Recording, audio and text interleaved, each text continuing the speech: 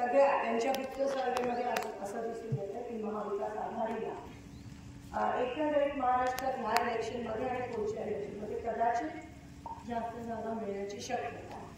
म्हणून बीजेपीमध्ये कोणी उभं राहण्याची तयारी नाही आहे आणि म्हणून आमचीच लोक ते घेतात त्या साईडला आणि एकंदरीत आपण त्यांना वॉशिंग मशीन म्हणतो. कारण आज त्याला जनभ्रष्ट म्हणतात, उद्या त्यांनाच ईडीची भीती दाखवून त्यांच्या पक्षामध्ये गेल्या. आत्ताच निर्णय सुप्रीम कोर्टने अजून एक दणका दिला होता आपलं इलेक्टोरल बॉन्ड बाबतीत. स्टेट बँक ऑफ इंडिया जी सगळं काही बीजेपीचं ऐकते, मोदीचं ऐकते, त्यांच्यावर ताशेरे ओढलेले आणि स्टेट बँकेने सांगितलेलं की आम्ही 31 मार्च पर्यंत सगळं देऊ. पण आता सुप्रीम कोर्टचा निर्णय आला त्यांच्यावर ताशेरे ओढले की 31 मार्च उद्यापर्यंत सगळे तुमचे इलेक्टोरल बॉन्ड म्हणजे बीजेपीचे जेवढे पैसे तुमच्याकडे ते सगळं जाहीरपणे उघड करा. आता तो निर्णय झाला आणि मला कोणीतरी सांगितलं की जेव्हा सुप्रीम कोर्ट आणि कोर्टाचे निर्णय हे सत्ताधाऱ्यांच्या विरोधात यायला लागतात तेव्हा कुठेतरी वारा बदलताना आपल्याला दिसतो. आणि 3 महत्वाचे निर्णय म्हणजे इलेक्टोरल बॉन्डचा एक निर्णय जो त्यांच्या विरोधात लागला, चंदीगडच्या महापौरचा निर्णय जो त्यांच्या विरोधात लागला आणि आता हा 3रा निर्णय जो त्यांच्या विरोधात लागला. म्हणून आता तुमची जबाबदारी आहे की इकडचे पण निकाल आता त्यांच्या विरोधात लावण्याची तयारी आपल्या सगळ्यांनी केली पाहिजे. मेरीगाव जरी काँग्रेसला लीड, मागच्या वेळेस पण लीड होता, कधीच मायनस नाही कधी आतापर्यंत, तरी आता आपल्याला नाती गोटी सगळीकडे जेवढे आपले लोक आहेत त्या सगळ्यांना सांगण्याची गरज आहे. सोलापूरच्या बाहेर जरी असते, महाराष्ट्राच्या बाहेर जरी असते तरी त्यांना सांगण्याची गरज आहे की आता पूर्णपणे काँग्रेसची सरकार पुन्हा एकदा येणं गरजेचं आहे. तर 10 वर्ष तुम्ही बघितलं त्यांचं राजकारण, 1-2 नाही, पूर्ण 10 वर्ष तुम्ही त्यांना दिली बीजेपीला, पण मिळालं का? ना महागाई कमी झाली, ना युवकांना नोकऱ्या मिळाल्या, आरक्षणाचा प्रश्न ऐरणीवर आहे, ना आमच्या महिला भगिनींना काही न्याय मिळाला त्या ठिकाणी, ना रोजगार. ते म्हणाले 2 कोटी रोजगार दर वर्षी देऊ, ना रोजगार तुम्हाला मिळाला. काय झालं बरं सांगा?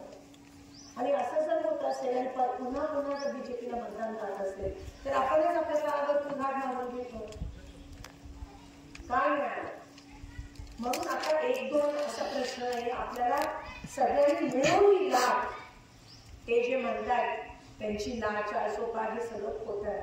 हे माइंड गेम तुमच्या हॅमरिंग करायचा प्रयत्न करतात, दिशाभूल करून तुम्हाला परत तुमच्याबरोबर खेळ खेळली जातात.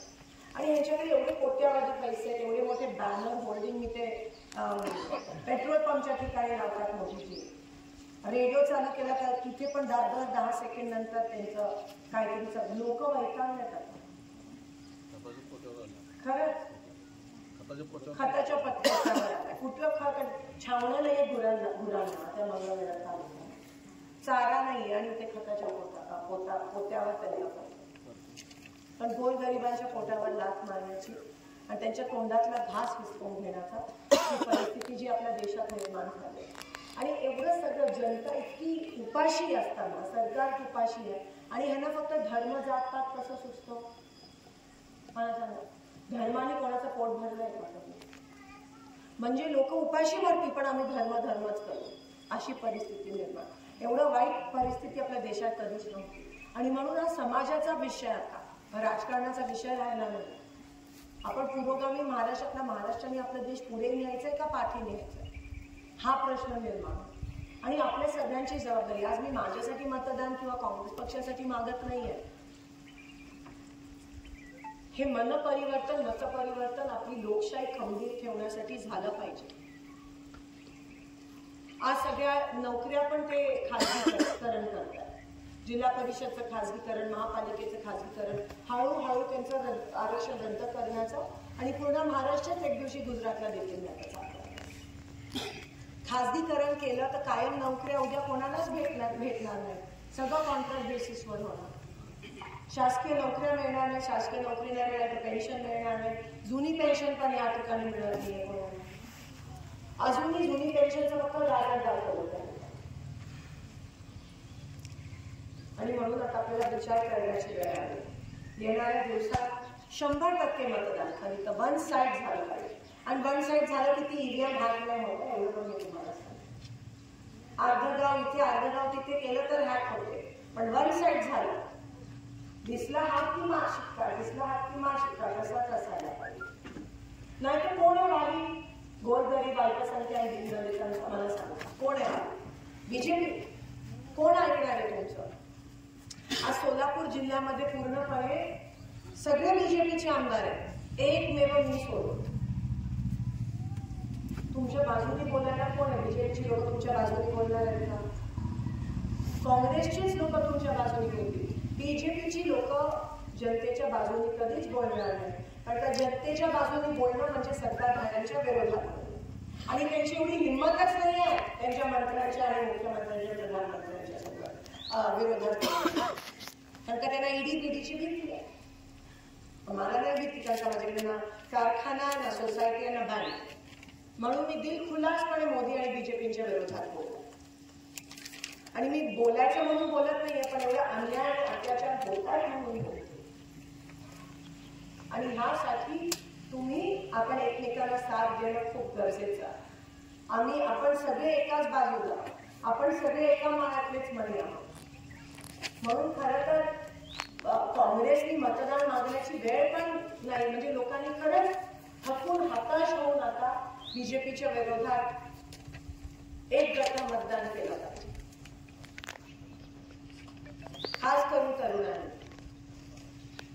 तुम्ही कदाचित हे पहिलं किंवा दुसरं मतदान असेल तुमचं, पण जे काही थोडंफार जरी तुम्हाला शासनाकडून मिळत असेल ना, तुमच्या माता भगिनींना, ते काँग्रेसचं. संजय निराधार योजना, श्रावणबाळ योजना, रमाई असेल, कर्ज असतील, हे सगळे काँग्रेसच्या वेळेस सुरू झाले. बीजेपीच्या काळात काहीही एक दमडीची योजना सुरू नाही झाली. आणि आपल्या सोलापूरसाठी तर काहीच नाही. आपल्याला मिळत होतं ते पण हिसकावून नेलं. ते मिलेट सेंटर, एअरपोर्ट, सगळं पाणी. पटकन का नाही पटकन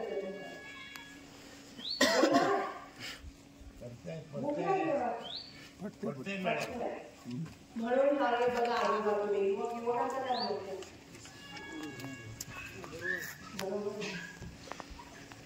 आता उगाच मला खुश करायला बोलू नका. खरं ते करून दाखवा, कारण मतदानामध्ये केवळ अधिकार